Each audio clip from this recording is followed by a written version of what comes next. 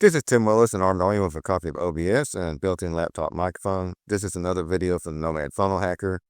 I've been doing a series of videos on some of the more basic functions in ClickFunnels, and I'm referring to the current version of ClickFunnels, sometimes known as ClickFunnels 2.0. And so I am reusing this funnel I used on another video just because it has enough elements for us to do everything we need to do. We have a 1-column row, a 2-column row, a 3-column row, a 1-column row, a 2-column row, and a button. And for this video, we're going to be looking at the corner controls in ClickFunnels. And the corner controls are spread all over the place. Now, there are no corner controls in the background naturally because that is just the background of the page. But every place else, we pretty much have them. So we have corner controls for our sections,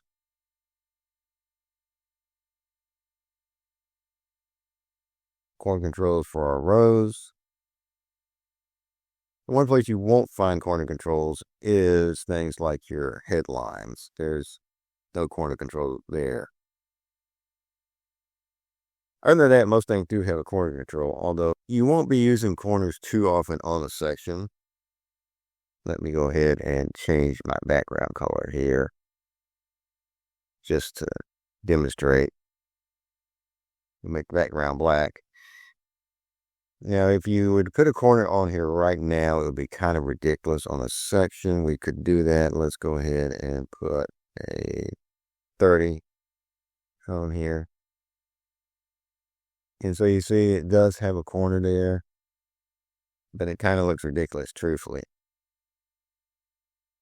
But you could do it if you wanted to, but you're not going to find corners too much on a section unless perhaps you reduce it to a large or a medium or something like that. Then you might see it. But if you're doing a full length section, which would be extra large on our size and position, you're probably not going to see that. So we'll go ahead and get rid of that, turn off our corner control in our section. Now on rows, you will see them quite a lot.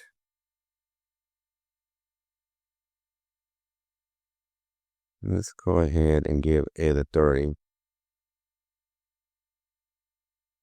And right now, we're not really seeing anything happening because our background is white, and so is the area around the row. So let's go ahead and make our background a different color. Let's go with a sort of grayish color there. And now you can see the corners on the background. As well, we could put corners on our image.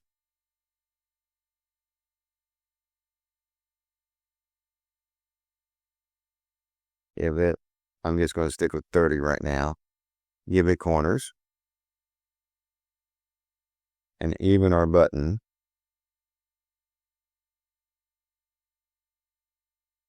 If we turn on the override, which gives us access to more settings, we could make it 30, which is going to give it a kind of oval shape. Now, so far, in all of this, what we've been doing is changing all the corners. If we come back here,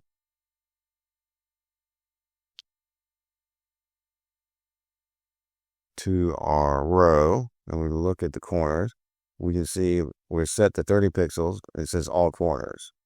And the separate edges control says disabled. Now, if we enable that, we're going to have individual controls for each corner.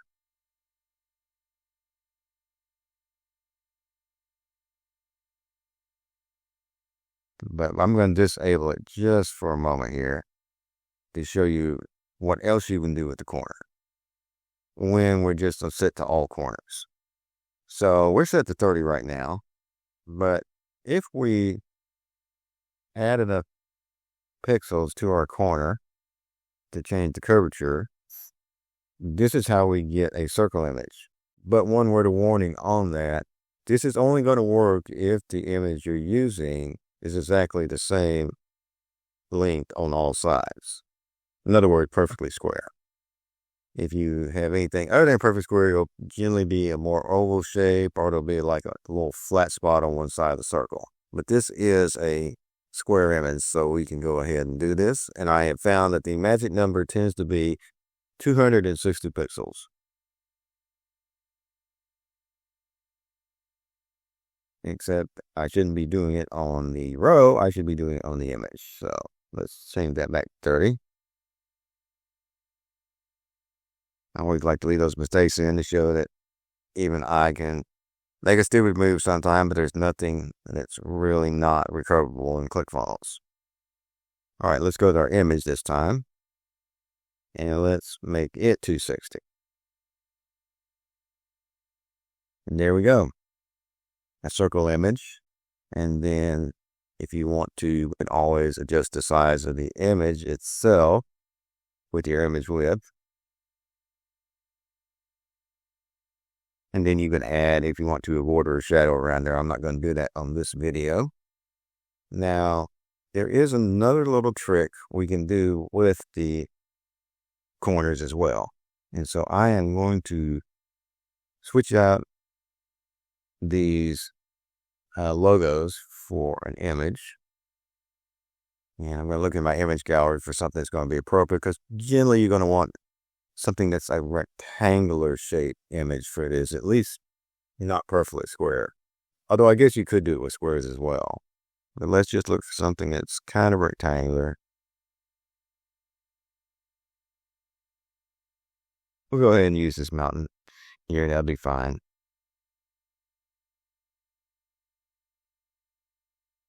And then we're going to want to increase the size on that. Let's go to 400. All right, and then I'm just going to duplicate that.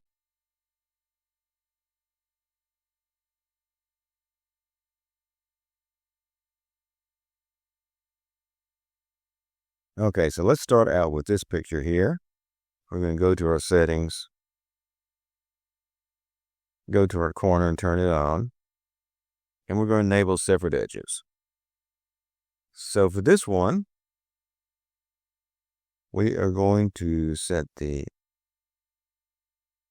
top left and the bottom right to 30. And then the top right and the bottom left, in other words, the ones in the middle, we're going to set to 0. And you can see we get this sort of curved effect on two of the corners, and the other ones remain perfectly square. We can actually increase that effect by increasing the number of pixels. Let's go with 50.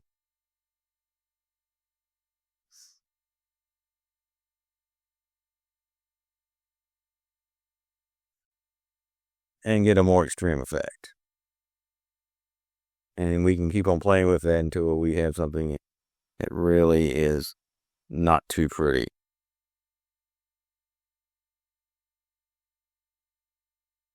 You could also as well have that just be on one side. So if we take our bottom right and do that, we can have it like that. Although typically it's more likely going to be those opposing corners that are curved. We'll just go with 50 on that. And let's go ahead on this middle one. We're going to go turn on the corners and enable our corners. And we're just going to make all 50 on this one. And I'm just doing this so we can compare here how things would look. So this one, we have 50 on all corners, so we could go ahead and disable it and just set it 50 on all corners and get the same effect. And then we can come here to this one on the right and do the opposite of what we did on the left. So we'll turn on our corners, enable separate edges, and we will set the top left and the bottom right to 0, and then we'll put the top right and the bottom left to 50.